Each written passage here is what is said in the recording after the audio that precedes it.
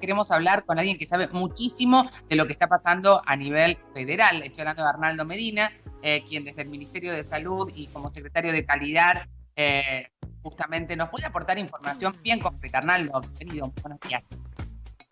Buen día, Natalia. ¿Qué tal?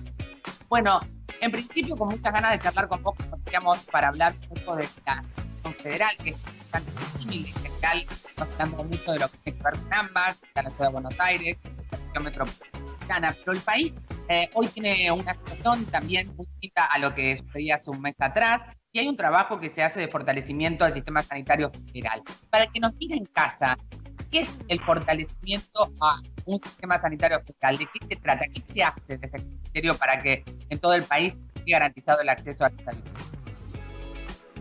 Bueno, Natalia, en principio trabajar muy cercano de todas las jurisdicciones, de las provincias, ¿no? Por ejemplo, la semana pasada tuvimos el día jueves con el ministro de Salud una reunión con sus pares provinciales, ¿no? Con todos los ministros de salud provinciales, estuvo todo el equipo de salud de la Nación y después el día viernes y sábado se hicieron reuniones por regiones, las 5 regiones, Patagonia, Centro, NEA, NOA y Cuyo, y allí pudimos ya en grupos más reducidos poder hablar, discutir sobre las estrategias en cada una de las provincias.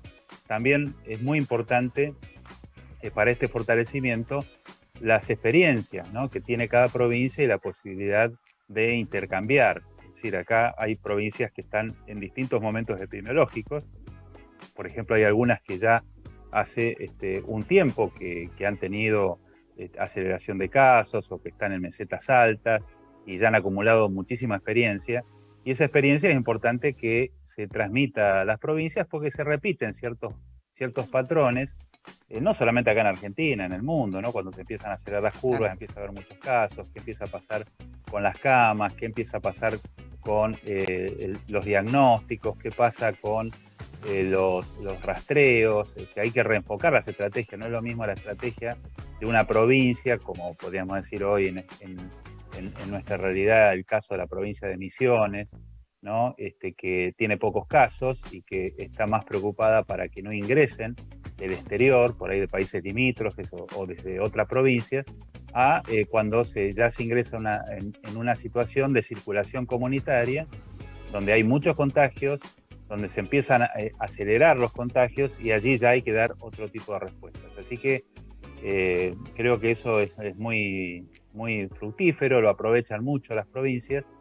Y bueno, la característica que hoy tenemos en esta pandemia en Argentina es que se va trasladando el foco desde el AMBA, que sigue en una meseta, podría ser, o empieza por lo menos a ralentizarse mucho el crecimiento, que es alto, que es un nivel alto, pero se empieza a trasladar al resto del país, ¿no?, al interior del país. Hoy prácticamente más del 35% de los casos son en las provincias del interior, es decir, sin contar Ciudad de Buenos Aires y sin contar la provincia de Buenos Aires. Y si contamos el interior de la provincia de Buenos Aires, podríamos decir que prácticamente el 60%, más del 60%, más del 40% de los casos están fuera del AMBA, el 60% en el AMBA, ¿no?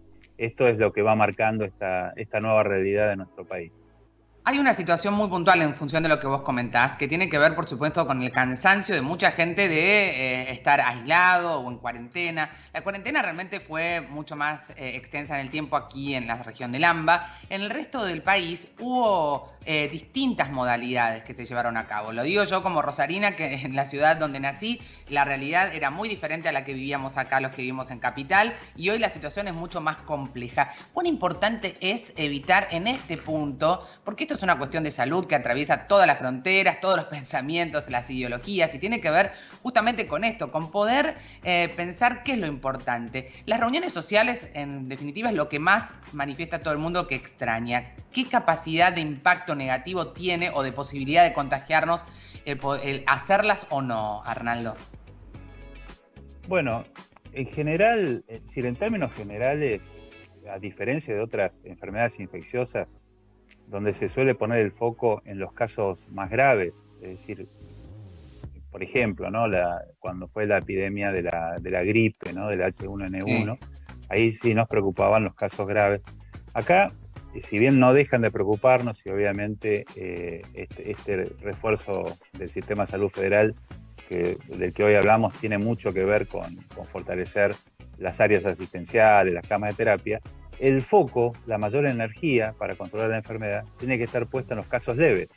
Y parece un contrasentido, ¿no? Es decir, nos preocupan, por un lado las muertes, nos preocupan los casos graves, pero lo más importante para combatir esta enfermedad es controlar los casos leves. Y bueno, y eso es lo que resulta a veces difícil de concientizar porque, bueno, da la impresión que, bueno, uno corre riesgo, ¿no? Y en una reunión social uno piensa que, bueno, en fin, que es difícil que ocurra, ¿no? Que se contagien, que haya alguien contagiado, sobre todo si no tienen síntomas. Sin embargo, bueno, los casos asintomáticos pueden contagiar y se ha visto que es el principal mecanismo de transmisión de los contagios la reunión social. Por eso tanto se pone el foco en este tipo de reuniones que parecen inofensivas, que bueno, uno estima a priori que no va a pasar nada, y mucho en los jóvenes, ¿no? Los jóvenes, como perciben que tiene menos riesgo que los adultos mayores, y obviamente que hay naturalmente siempre una cierta rebeldía de los jóvenes, ¿no? A aceptar ciertas normas, ciertos preceptos sociales.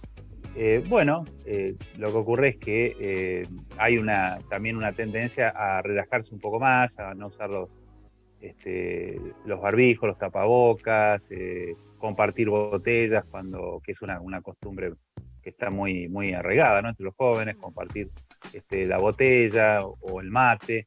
Bueno, esto es lo que más hay que concientizar, lo que más hay que trabajar, porque justamente estos casos, que son los leves, son los más graves desde el punto de vista de la transmisión de la enfermedad y lo que, Sí, lo que más hay que básicamente poner porque el foco para controlar.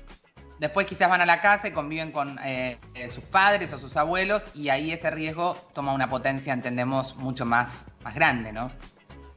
Sí, aparte difunden más la enfermedad, ¿no?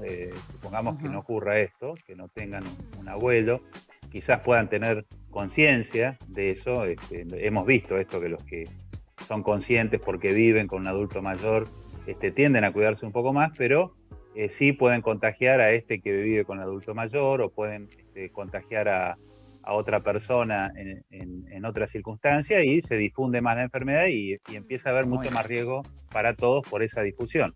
Es muy difícil trasladar la conciencia colectiva, ¿no? Porque, es decir, hay una tendencia a pensar en la conciencia individual, en lo inmediato, lo que nos pasa a cada uno de nosotros, la posibilidad de que nos contagiemos individualmente o que contagiemos a nuestro entorno más cercano, pero es muy difícil ver esta cuestión social, ¿no? De cómo se distribuye una enfermedad, cómo facilitamos, cómo somos un medio, ¿no? Por el que pasa el virus y permite que se multiplique en muchas personas. Bueno, eso es difícil de ver y allí hay que poner el foco y tratar de concientizar un poco más.